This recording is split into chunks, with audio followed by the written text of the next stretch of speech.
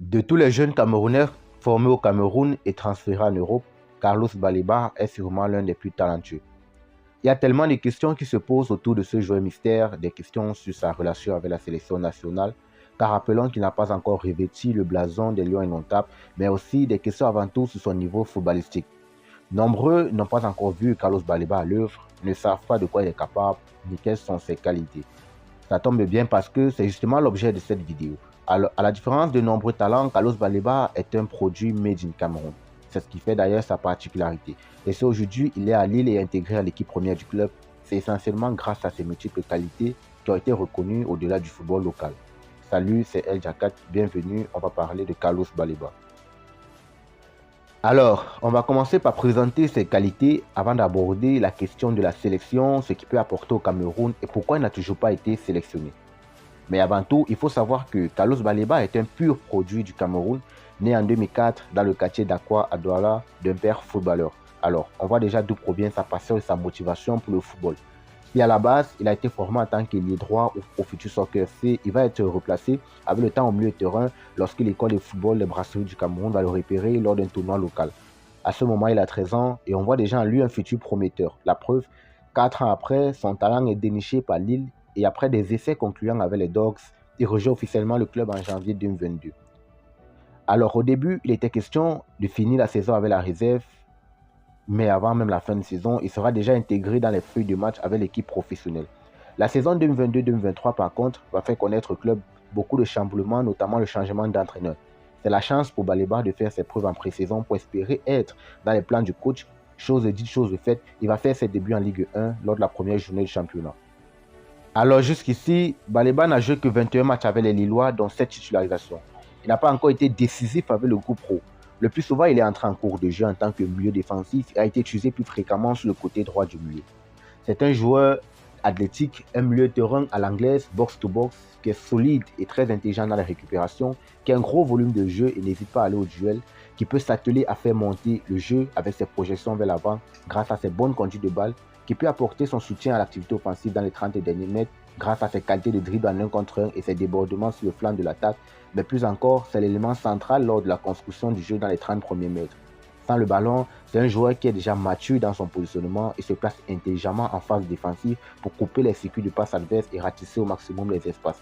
En phase offensive, il sait faire de bons appels pour apporter des solutions et sait comment se positionner dans les demi-espaces pour facilement jouer dans le dos de l'adversaire. Alors, ce qui se démarque le plus dans le jeu de Baleba, c'est l'engagement qu'il met sur le terrain. Comme s'il se dribble à l'otarie, il ne lâche rien, jusqu'au bout il continue l'action, quitte à chercher à obtenir la faute.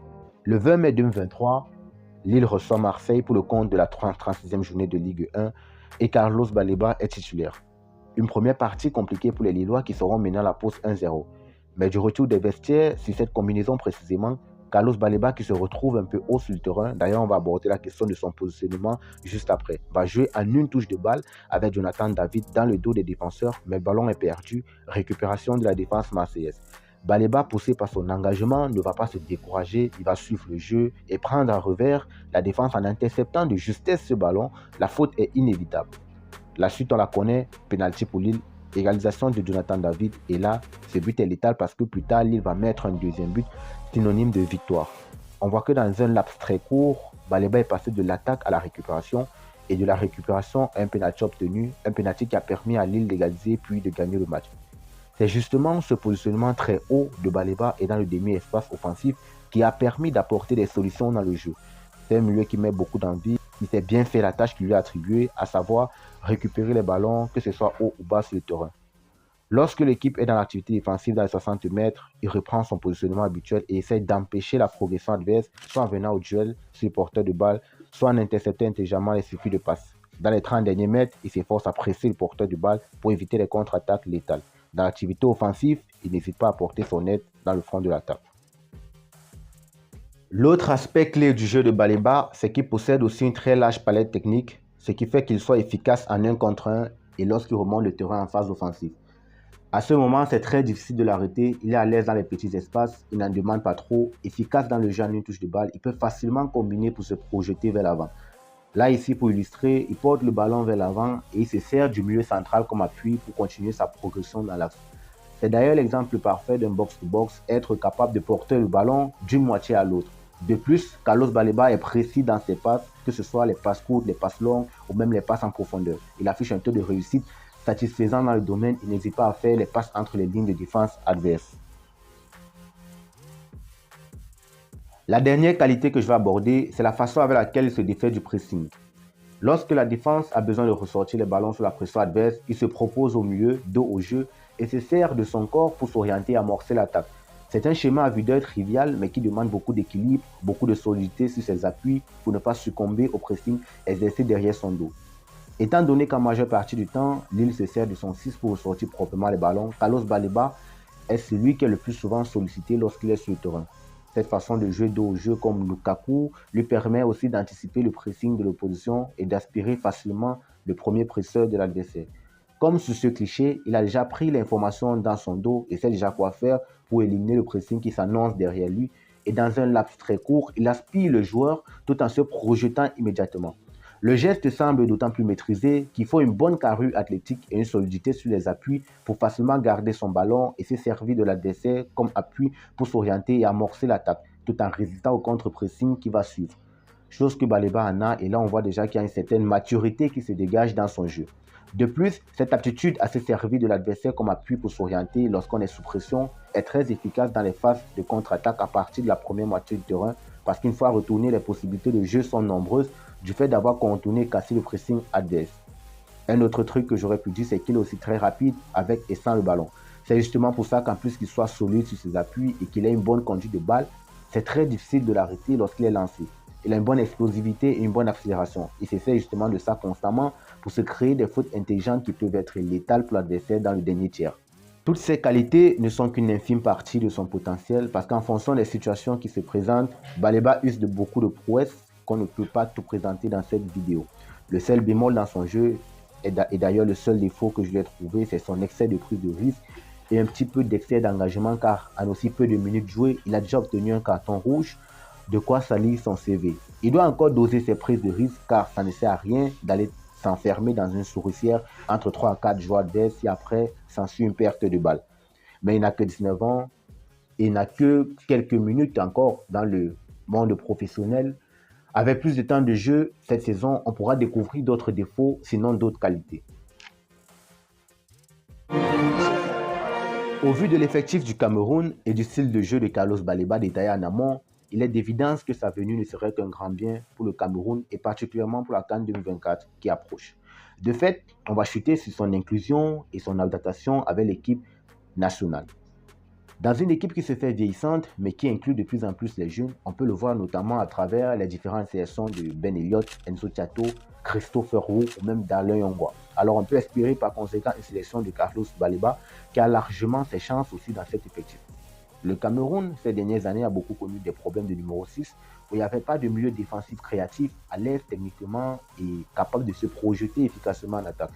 Mais avec Olivier Kemen à charge du poste, on ressent un peu plus de stabilité et de confiance dans cette position. Et Baleba, qui est à Lille, joue et est efficace à ce même poste, du fait aussi de sa large gamme technique et de toutes les qualités citées en amont de la vidéo, peut clairement être un prétendant au poste ou être la doublure d'Olivier Kemen, ou même pourquoi pas être en concurrence avec lui. Avec sa qualité technique, il sera une valeur ajoutée à un effectif qui a encore des difficultés sur le plan technique. Avec son placement intelligent, sa mobilité, sa polyvalence, ses qualités athlétiques, le Cameroun pourra jouer très haut sur le terrain et récupérer beaucoup de ballons dans la moitié adverse. De plus, Baleba, avec sa bonne conduite de balle, sa bonne protection de balle et sa bonne projection vers l'avant, pourra amorcer des contre-attaques depuis sa moitié. Mais avant tout, la présence de Baleba se fera plus ressentir au milieu de terrain. Où il va venir s'ajouter à des éléments techniques comme Kemen, Zambo Anguissa, Ben Elliott, Olivier Ntcham. Avec un potentiel technique comme celui-là au milieu de terrain, le Cameroun pourra s'approprier le jeu et exercer une domination sans pareil sur les autres équipes. De plus, il laisse aussi paraître que la doublette Ben Elliott-Carlos Baleba, 20 ans et 19 ans respectivement, sera le futur du milieu camerounais. Et c'est de bon augure parce que ce sont deux joueurs très complémentaires. J'ai fait une analyse d'ailleurs sur le système de jeu de Ben Elliott. La vidéo est juste en haut, je vous invite à aller la regarder. Beaucoup d'aspects du jeu de Carlos Baleba se retrouvent aussi dans celui de Ben Elliott. Par exemple, la projection vers l'avant, ce sont deux joueurs à vocation offensive et qui sont bien assidus aussi dans le travail défensif. La qualité technique et la qualité de passe, on l'a déjà dit, les deux joueurs sont à l'aise dans la matière. Le jeu dans l'axe, c'est aussi un autre point commun. Et ça se voit qu'ils sont déjà très disciplinés tactiquement pour leurs âges. Franchement, Ça promet et j'ai hâte de les voir associés. Carlos Baleba a été approché à plusieurs reprises par le sélectionneur national Rigobert Song depuis son transfert à Lille. Il a demandé un peu de temps de jeu, avant de répondre favorablement à l'appel de l'équipe nationale. Il s'est dit jeune et est concentré actuellement pour s'intégrer totalement dans l'effectif lillois. Le projet de la Fédération camerounaise de football, c'est d'améliorer à long terme le football camerounais à travers, premièrement, le développement du football local, l'inclusion primordiale du mérite dans les différentes sélections et l'inclusion enfin des jeunes dans le projet. Ce qui laisse à croire que Baleba est le bienvenu dans la tanière. Le Cameroun a un match important en septembre contre le Burundi. Ce match comptera pour la qualification à la CAN Côte d'Ivoire 24, une victoire ou rien pour les Lions indomptables qui auront besoin de tous les éléments offensifs. Rendez-vous. Et pour nous, ce sera une occasion de voir peut-être pour la première fois Carlos Baleba sous le maillot du Cameroun. Alors, pour résumer tout, Carlos Baleba, c'est tout simplement un joueur ultra polyvalent qui est capable d'exceller à plusieurs postes avec le même rendement. De l'ailier au relayeur, de la pointe haute à la pointe basse du milieu, il met son engagement au service du collectif. Sa présence dans le dernier tiers offensif est très dangereuse pour l'adversaire à travers ses passes cliniques dans le dos de la défense ou même ses tirs surpuissants de l'extérieur et ses tirs bien placés de l'intérieur de la surface. En phase défensive, son positionnement haut sur le terrain et sa rapidité permettent à l'équipe de multiplier les récupérations avant la ligne médiane et dans le premier tiers défensif, son positionnement intelligent et sa lecture du jeu lui permettent d'intercepter les circuits de passe adverses. Son équilibre et sa bonne utilisation de son corps dos au jeu lui permettent de relancer le jeu et d'amorcer facilement les contre-attaques. Actuellement, il est annoncé du côté de l'Angleterre, plus précisément à Newcastle, mais aucune offre n'a encore été faite pour le moment.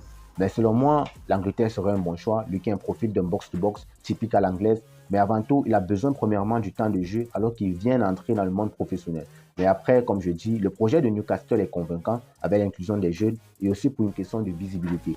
À Newcastle, tu es plus visible qu'à Lille et avec la Ligue des Champions que le club va participer cette saison, ce serait une belle opportunité pour Baleba de faire découvrir son potentiel au monde. Tout compte fait, le mercato est encore en cours, on va voir ce que ça va donner. Les amis, je vous remercie. Abonnez-vous, likez, partagez et surtout dites-moi en commentaire ce que vous en pensez de son association avec Ben Elliott. Moi, je vous dis à la prochaine. Prenez soin de vous.